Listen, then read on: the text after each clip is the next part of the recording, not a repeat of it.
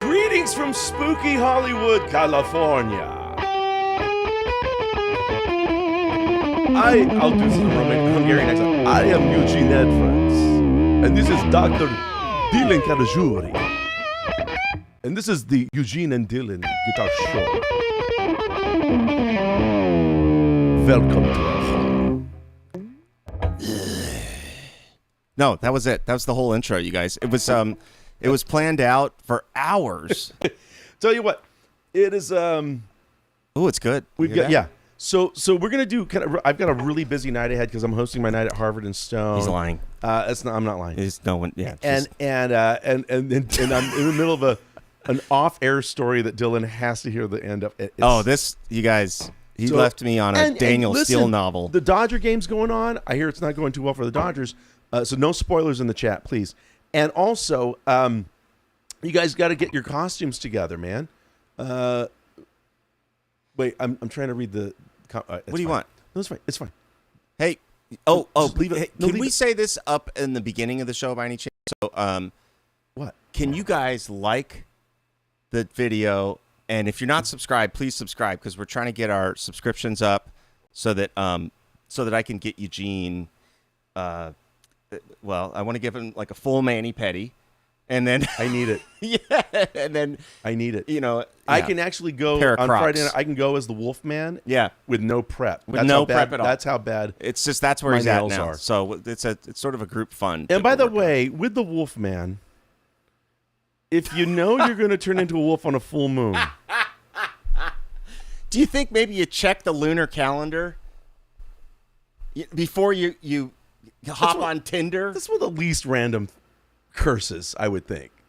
It's really kind of something you can plan around.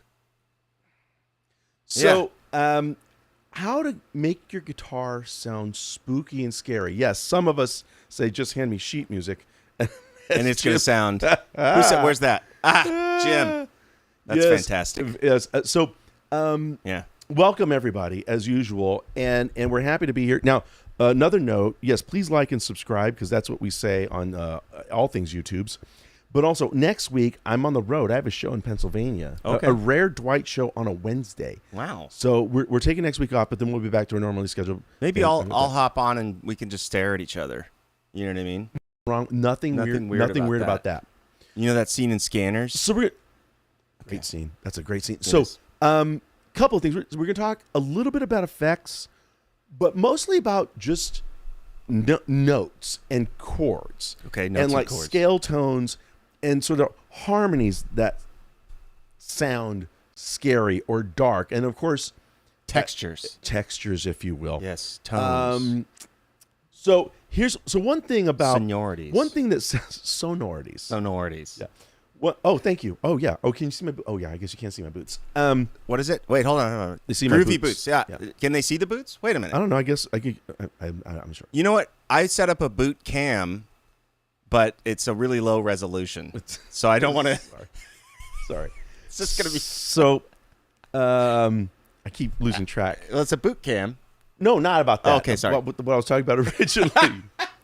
So first of all, let's talk about dissonance. Okay, dissonance. Yeah. Dissonance. Yeah. Notes that rub together.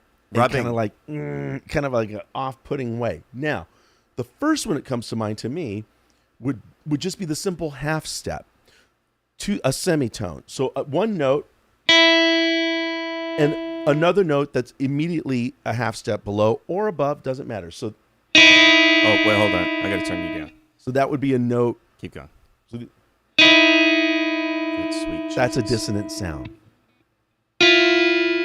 Dissonant sound. Do another dissonant sound just so I can. There you go. It's beautiful. Now, Actually, that's like a horror movie. can we add something to that? Because when you have a dissonant sound, that flat 2, as it's known, right, as the interval, when you space that out across an octave, it's actually It's a not beautiful- weighted. Exactly. It's this gorgeous major seventh. So if we have... Is that what you mean? Yeah, exactly. Yeah, no. So if we space it out across an octave, Oh. especially if your guitar's in tune. No. but, yeah. Yeah. You want to maybe maybe let's try that with the Should have guitar came in tune from the factory. It might but might help our cause here. yeah. So now there was still a darkness or a mysterious feel to that chord that Dylan played. There was but it wasn't like but not as like harsh. You were able to eat within proximity of hearing. Yeah, it wasn't like biting into a fork. Yeah, exactly. So once Dylan's tune, because you did the dive bomb. I did. I got out of control, you guys. I sort of got ahead of my skis with this stuff. So yeah. Can you give us that voicing again? So this interval right here, when you hear it in isolation, it's quite jarring. Yeah. But when you hear it in context, you added a couple other notes that smooth out the rough edges, right? If you will. And so every major seventh chord has that interval of a flat 2 in reverse, basically. So somewhere, that's an octave. Oh, right. It goes up an octave and then it drops a half step. Yeah. A lot of great melodies. I know who I want to take me home. Right. And there's a starman waiting in the... Starman does it. You go up an octave, then go down half a step. Get verklempt. Actually is a gorgeous melodic thing to do. It doesn't have the dissonance of... now you can also get gorgeous chiming things, also about context. It doesn't really sound scary. No. Sounds kind of 12-stringy. Right. But that involves on the top. It's got it in there. But we provide context of a couple of the notes, and we get this really beautiful... Now, but what's scary? Now give me a scary dissonant thing. A scary dissonant thing? Flat 5. That was it. So let's talk about this. If your root note is D, we go up the scale. 1, 2, 3, 4, 5. The fifth is A. So that's a perfect fifth when I play those two notes. But if I take my fifth and go down half a step, this. It's a very dissonant. In fact, if you want to, if one guitar player was trying to write about confusion from a drug stupor and started his song with a flat fifth. I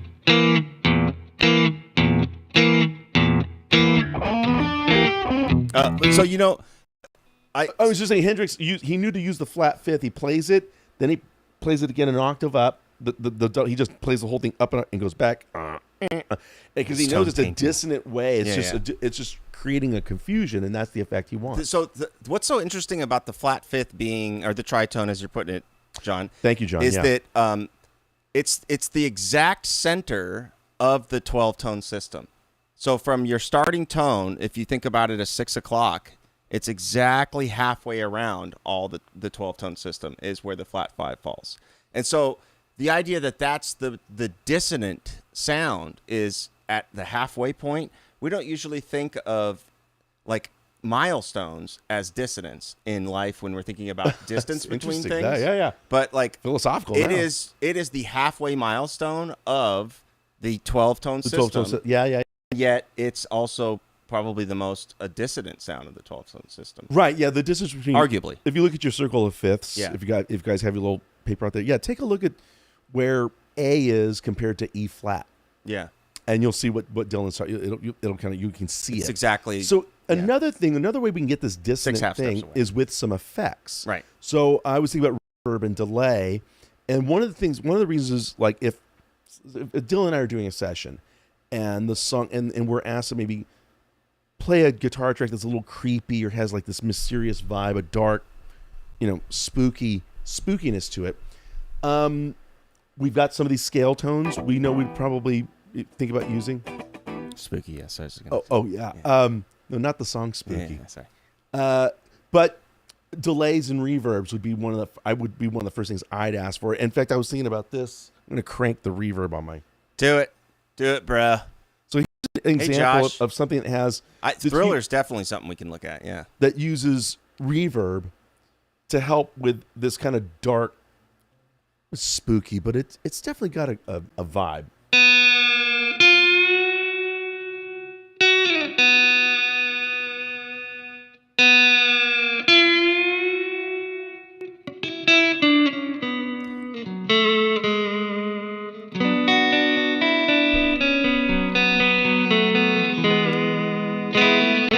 Can I tell you why I think that's spooky?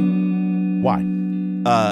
So it's about the intervals played. So when we think about spookiness, time-based effects put distance. It implies distance, right? Pay attention. This is where I'm going here. When you look at distance, and I think it actually ties back into church and where all music comes from. And normally intervals that are played in church were organum intervals of major thirds and fifths, like very like consonant intervals. Yes. And so when you hear dissonant intervals or incomplete sentences, if you will, in the musical context, in this church setting, you end up with this sort of like, go ahead. Oh, well, Yeah. and this is that's juxtaposition. A very important part of human history. We talk about this a little bit. When Dylan refers to the church, I mean the mass. we're speaking specifically late 900s, early Very old, 1000 you guys. in Yeah. Europe. Not and- Pat Robertson's No, and they 500 Club. and they are building cathedrals. Right. First of all, the pipe organ is everything, but the stones that they use to build these churches, Yeah. the curvature of certain arches and things, and the Everything's nave, thought out. everything's it's really great science. Yeah. Being put to use here, and the idea that stained glass windows because there's no electricity, so when the sun comes through, the refraction of all this light and colors, it's just this awe-inspiring moment. Yeah. Same thing when voices are singing or an instrument's playing, and they usually put the instruments and voices in certain spots of the room where they're going to have reverb and decay so they can broadcast. Again, Sure. there's no speakers. Yeah, yeah. A very consonant pairing of notes, like say a perfect fifth, resonates really well. and Exactly. it's a very true, it's a complete sentence. It's is a what complete Dylan's talking sentence, about. yeah. An incomplete sentence, a dissonance, such as, Resonated throughout. again, when that resonates, it's very, very harsh, right? And think It's about that evokes. no slight thing. Yeah. So that's why you hear old terms like the devil's chord or the devil's note or whatever the thing is. Yeah, yeah. They are talking about things that they did sound physically unpleasant at that time in those cathedrals. It's no joke. Now, Now, when we're dealing with people that are just waiting to die from cholera at any moment, basically, so they're Time short. emotional. Time short. Their mental health is not. so what's happening, like on that Wicked Game intro, we start with a note, and then we take our tremolo bar, and we push the note down. So that already, what happened? The reverb is kind of replaying my original pitch, and then as I push the pitch down, because that the original note's remaining, and we're hearing the flatter. It's microcosms of flatness, Like being pl- microtonal flatness. being played yeah. at the same time as that original note. So we're hearing the whole spectrum of dissonance. And then when the second note, when I start there, that's that flat 5. And then it comes back up to the 5th. So it's Yeah. the root note being completely distorted. Then the next thing we hear of all things is the flat 5. Right. That's a dissonant coming back up and playing the 5th. So that's why it's just a brilliant.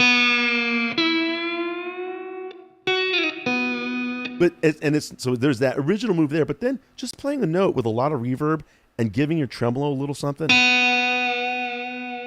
Even that pitch move, I should say vibrato. It really is vibrato. Technically. You're hearing the original note and a flat note kind of struggling with each other a little bit. Now, of course, we do this. We don't have to have the bar. We can do this with just our finger. Single note vibrato essentially takes a note and is pushing the pitch around. So if we have reverb, it kind of has a memory. Delays will do this, obviously. It's kind of giving a memory to those bad notes up against the true note. What say you, sir? Yeah, I think if you think about reverb as a cloud, Okay. like it's basically like the after notes of everything that you were just playing are competing with what you're playing now. Oh, I followed you on that. Yeah. I didn't think I thought you You had were like, lost me. okay, this is another I was gonna hallucination. I was going to check the game. We could use AI too, Dylan. So Yeah. I think that's it. So it's like, that's pretty much it. I mean, I think the other thing that comes to mind while you're doing that is coming up with ideas like this. You're either adapting things you've heard where you're trying to sound like a pedal steel or whatever, but also even more so than this, we used to get bored, and you would just come up with stuff. Sure. And it's still the best way to come up with something that you kind of have a lot of ownership of and you think sounds really cool. And when I hear lines like that, I think people at the highest levels in the business can sort of evoke things on the fly. But if that's not the case, if you just let yourself get bored with your guitar in your hand, you come up with stuff. Now, about Thriller, Yeah. that Josh Holman mentions, it's really a tremendous, just a great R&B bass line. Minor scale, kind of a minor 7 groove. Now, of course, it has Vincent Price's great monologue, which, and if you listen to the high keyboard part, that kind of theremin sounding part, that is really the one instrument on that whole track that kind of plays into the horror film genre of it. Yeah, exactly. Again, notice it has a lot of vibrato to it. Yeah. And the scale tones it's playing, so again, scale tones. This is a classic thing where if we have an A minor chord. How much per month does this cloud cost? Sorry. Okay, so that's just a straight up A minor chord. One thing you'll hear at the end of some songs, you hear some players do, is they'll put the second note of the minor scale. If we're in A minor, that note would be a B, and they'll put it right here. Sometimes you'll hear a song in an A minor, but you'll hear this. Now, it's an A minor chord. It just has one added note. Not dissonant, but it is very evocative. Yeah. There's something about it. Or you could put the 6. That's a classic Spy thing right there.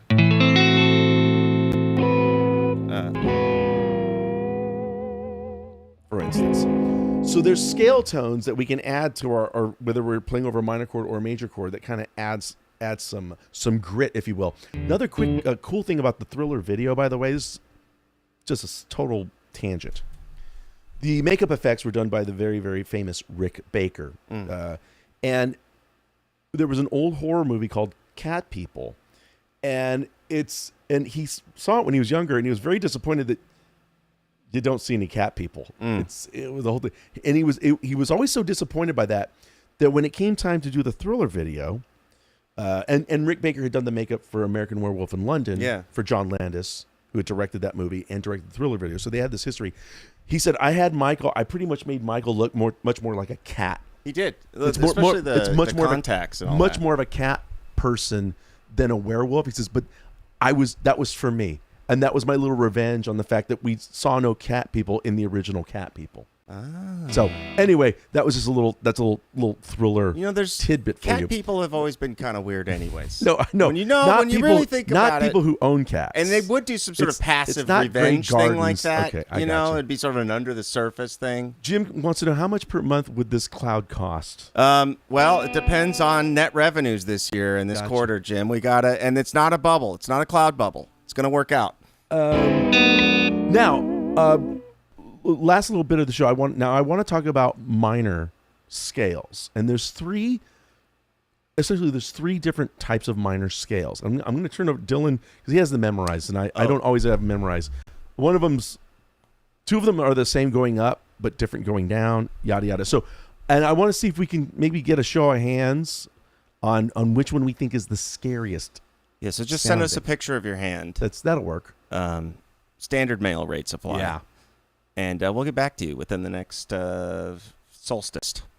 So basically, I would say that the coolest sounding scales of the minor. So first of all, a minor scale means it has a minor third in it, right? So it means between the root, we're in the key of A, and the note that's 3 notes away, it's a step and a half versus 2 full steps. So that's the classification of a minor scale. Any scale that starts with a minor third is going to be a minor scale by classification. What we do after that determines just how wacky things That's get. right. This is what I'm interested in. All right. So we got your regular old minor scale. Okay.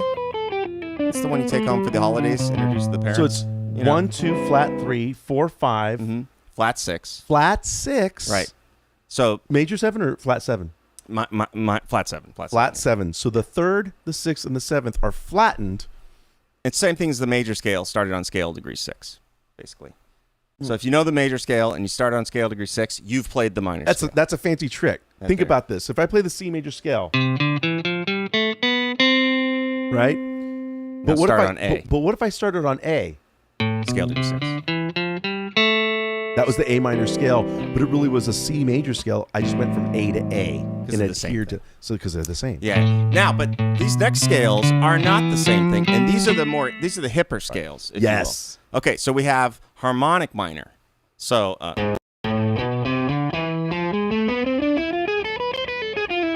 Come on now.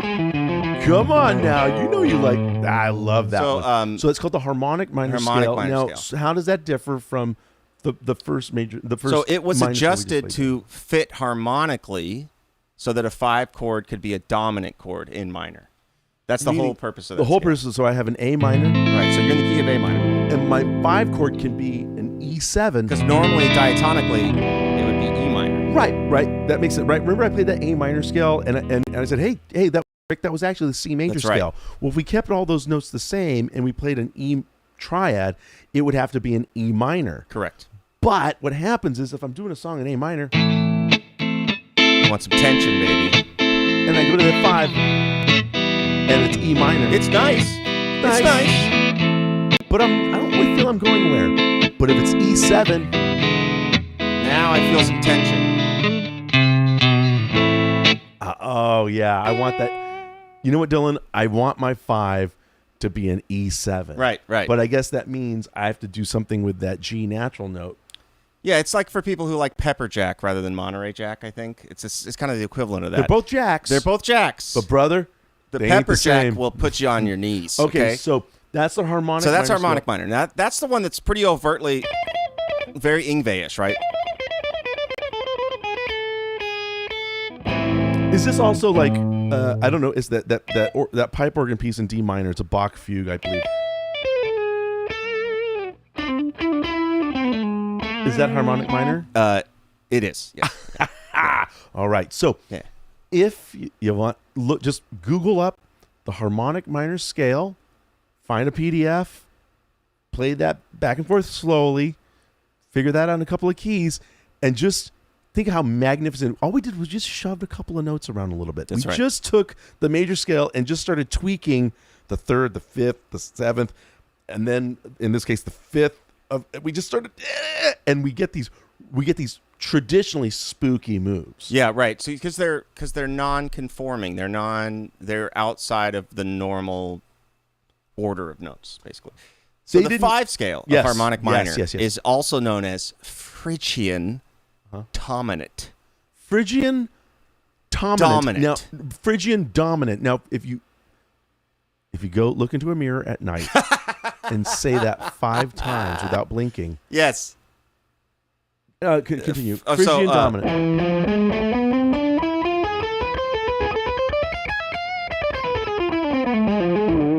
That's the Phrygian dominant scale. So.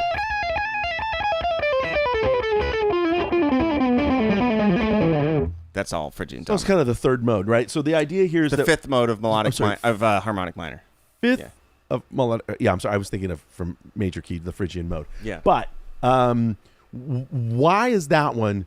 And can you play that slowly and maybe a lower in a mid register though? So I'll do it in the key of A.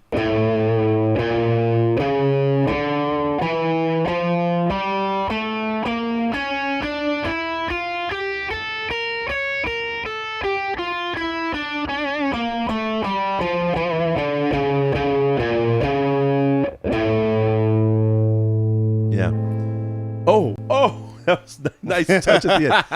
All right. So, can you just say your root note is A?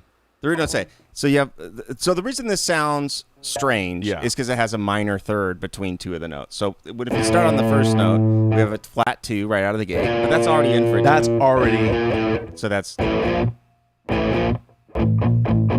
jaw sound, and then when we go from there, we have a minor 3rd. And that sound, that already just the first 3 notes of the scale. That's where all the action's at. Yeah. and that's in the harmonic minor scale, but it's in a different place in the scale. That's funny. Okay. So because of the proximity, because it's right out of the gate, is why it sounds Good so. point. Yeah. That's like a movie that has like 2 jump scares before the Yeah, opening like somebody credits. gets murdered at the top of the movie. You're like, oh my god! And it's No, like, you know. I'm just mean like Kate Hudson meets someone in a meet cute. That's Oh. like scary to me. Wow. Yeah, Or those movies horrify me. yeah. Yeah, rom-coms. Oh yeah. No, Yeah, absolutely. I can't take it. Yeah, especially sober. I have to think watch it them with could be my eyes really- closed the whole time. Continue. I'm sorry. Oh, sorry. So do you see one of those while I'm playing this? Oh.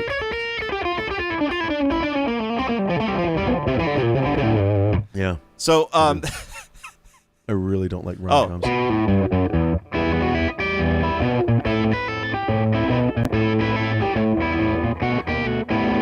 So it's in E minor and it has a B7 as its 5 chord. And It's that's- a classic case of harmonic minor. harmonic basically. minor, the original. Yeah. That's a good one, Josh. Yeah, good So, call. so anyway, so the sound of this is it is particularly kind of evil sounding in that sense. It also really lends itself to like because it has a wide shape. But in it has a C. It has a C sharp. The third is C sharp. This Is it a minor scale? so it's dominant, Phrygian dominant, which means has a minor seventh and a major third in it. Does that make sense? So in that sense, it's no different than Yeah, it's just an A7. it's an A7, but it has flat T. So watch play A7. Yeah. So like.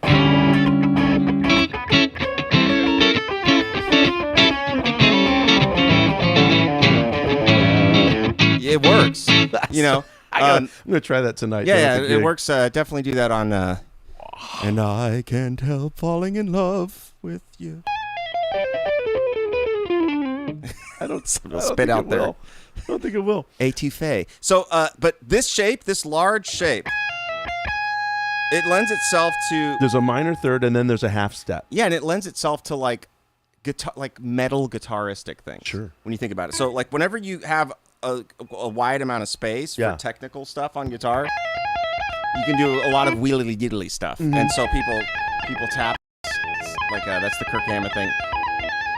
See, and even the dog. Look at the dog. yeah, See yeah, that? it Rex did like that. Rex, his heart rate got above He kind 21. of lifted his head from the floor. Yeah, and he was like, "Hey, do you mind?" Why are you harshing the mellow?" Yeah, That's what I want to know. yeah. Okay, so now the third scale is the melodic minor scale. So the original presentation of the melodic minor scale was in the, well, post-Enlightenment. So powdered wigs on, people. Okay? Okay, so it's a minor scale with a major sixth and a major seventh on the way up. So that's going to sound like this. And then on the way down, it was a minor seventh and a minor sixth. So when Bach and all the others were composing using this, it gave a lot of natural variance because whenever they were moving up in a melodic line, it would have that melodic minor sound, and whenever they were moving down, it would sound natural minor. So what it does is it's kind of like a naturally built-in permutation scale, right? But that's What does that mean? permutation is just like permutating something, making it. You can't use Not the allowed word in to a definition. Use the word in a definition. This guy. Was this an SAT test? Okay, a permutation. There's combinations and there's permutations. Combinations are like it's the ways that you can do something basically, Okay. and variance on the ways you can do something based upon a variable. Okay, so the melodic scale being one thing going up, but This is why the robots will win. different thing going down, and we might not mind. Yeah, wait. Going down allowed composers to simply do more. Yeah, it's like the bebop scale. You're probably sitting at home thinking, what's with this word allow? Why Well- don't they just write what they want to write? No, because everything was allowed back then. Yeah, you wrote to forms. Yeah. So it was the very idea- strict. You create, that's just how. Yeah. No, by the way, we're clearly speaking about Europe. Music's being around the globe at all times and always but has for been. some reason that didn't get into the history books. we're just yeah. we're just speaking but the reason we're speaking about, well, at first we were speaking of the Middle Age and now we're talking about post-Enlightenment, is that this is the harmony that we all live with and listen to. I can't read the A doctor is a doctor of a thing. You know, Technically, I you know what you call a doctor with a C average, or a med student with a C average? Doctor. So, we are talking about this specific A table place. is a thing that looks like a table. Can't argue with it. It's a fact. It's technically correct. That's right. Judges? So anyway, oh, by the way, so what's just randomly, like, why does the beginning of Crazy Train have that kind of menacing? So it's just because it's the augmented fifth. Yeah. And then we do hear a third. We hear an A natural and an F sharp. So it's got a... And then it's really weird because it goes to A. And then it becomes Swingtown by Steve Miller. Which is really, it's such a trippy song. So it's crazy. One of the things about the Baroque period and even, the Dark Ages musically is there's a lot of theories about this, but life was so disordered at that time. I mean, it was really hard to be alive. Mm-hmm. Everybody kind of died quickly, and there was, there's a lot of turnaround in terms of being alive, and plagues and wars, there's no sewers and stuff. So, anyways, places where humans could put order, they would. So anything that was kind of sacred, not in, they would put order in it, and then that order clung to it. Yes, and they clung to it. So when it came to music, there was a ton of order in music. You wrote to forms. And when you were taught music, you were taught it within the prescription of formal composition. Gotcha. So fugues, cantatas. This is where all the later forms like piano concertos and everything came out of, right? But these are formalistically. They have a recapitulation. They have a statement. Like, life is so harsh. Yeah. That if I sit down and hear someone play some music, I won't, at least now I won't be taking a risk. Exactly. The music, I essentially know what I'm getting. Right, and those forms are here now. And they're here now. They're just not spoken the same way. Correct. Yeah. Correct. Yeah. I love that. Also, there's also one of my favorite, something that you'll may hear that may is known as the Aeolian. Sorry, the Andalusian cadence. Mm-hmm. Let's say we're in A minor. We got A minor, then G, then F, then E7. And we've heard this in many, so it's usually when it's swung.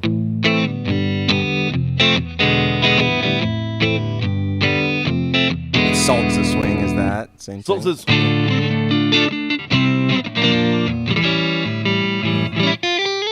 Let me hit him. Yeah. He's really kind of playing with that harmonic minor move, because the 5 chord is this dominant 7 chord, the 1 chord is a minor, and so hit the road jack, is you is or is you ain't my baby, stray cat strut, C minor.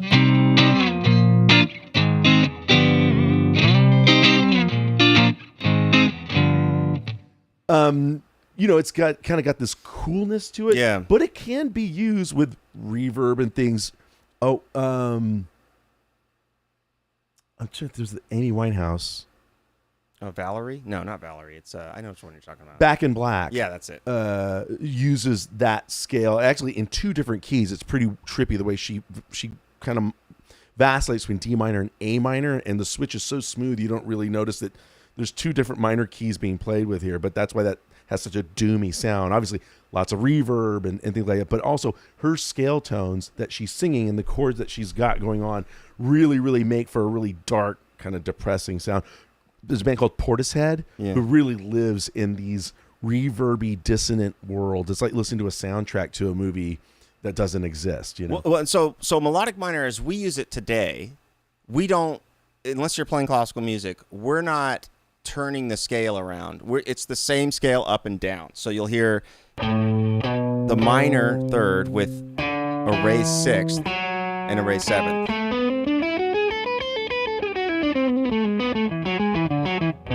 So where this sound comes in really handy is when you're playing over a minor major 7th chord, like the James Bond chord.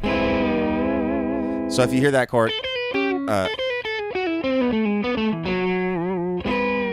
and even as you go out further into this, the regular melodic minor scale is actually not that odd to your ear. It's a little odd, but as you get into the modes of melodic minor scale, now you get into fusion music. And that's kind of the basis of all jazz post bop jazz was like the modes of melodic minor were being used by not only composers but also by instrumentalists and soloists. So like Art Blakey and all these other cats. Hey man! And so when you hear them play, you would hear. You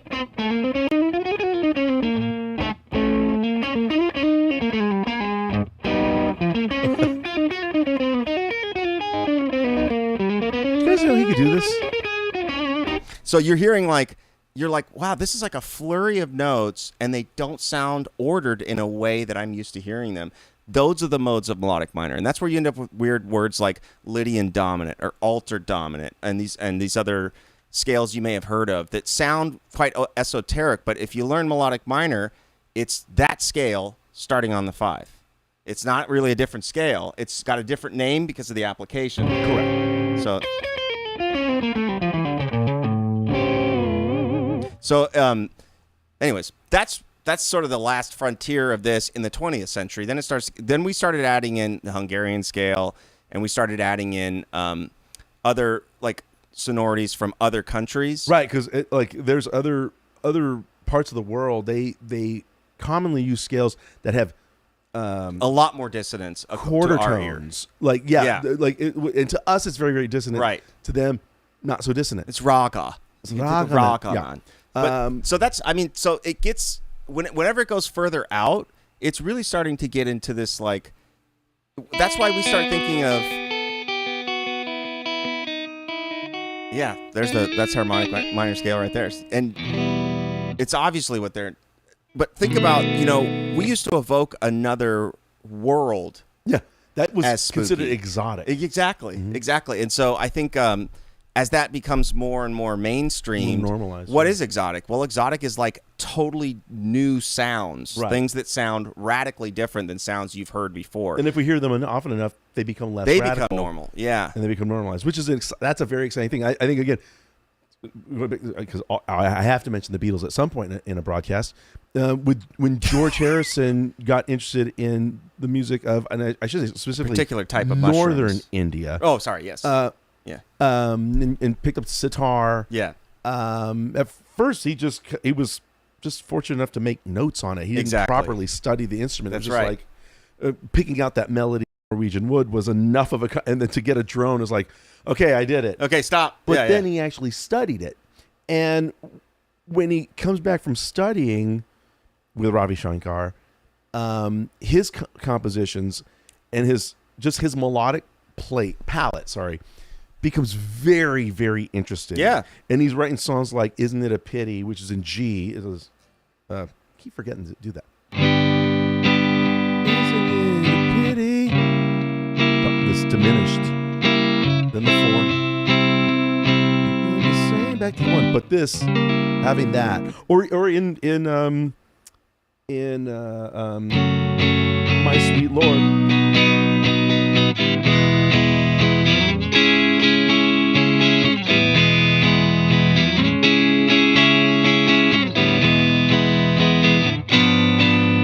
Diminished. Yeah. He would just put these diminishing, and even just the intervals in his slide playing, because he wasn't a blues based rock slide player. He's actually choosing this from a completely different angle, and it sounded very exotic at the time. And of course, David Crosby was getting very, very interested in that music. Roger McGuinn. I mean, there were other people from the rock generation that were really, really getting in, mostly because they had just gotten tired of basically their major and minor pentatonic. That's all most of these guys knew. I mean, that's what the 20th century was about. Postmodernism. And then you hear, they start fully evoking. It's like, oh, yeah. Like, they just move on to the new thing. So it's an exciting time, and I'm excited. What's the Missy Elliott? Oh, yeah. Get your freak on. Ding, ding, ding, ding, ding, ding, ding, ding, ding, ding. It is one of my favorite. Or Naughty Girls of by all time. Beyonce. Hip hop uses a lot of because hip hop sort of produces records very cinematically. Sure. So a lot of the Dr. Dre stuff, especially with Eminem, they did.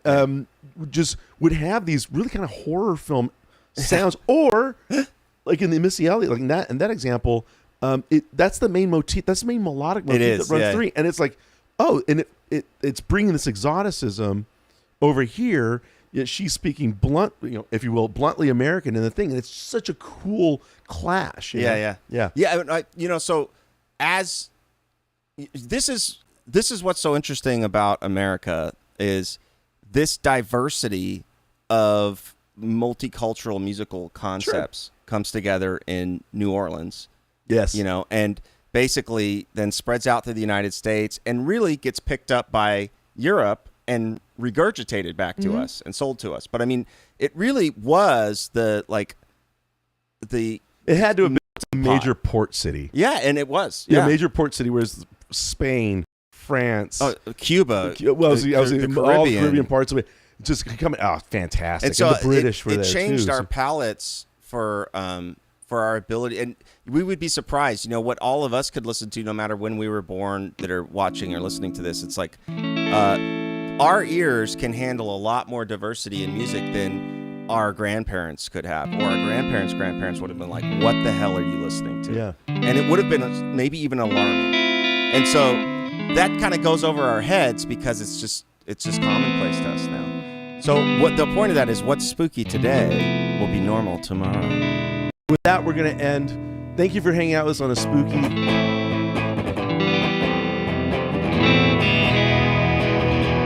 I got to check on the Dodger game. I need to make some cheat sheets for my night at Harvard Stone because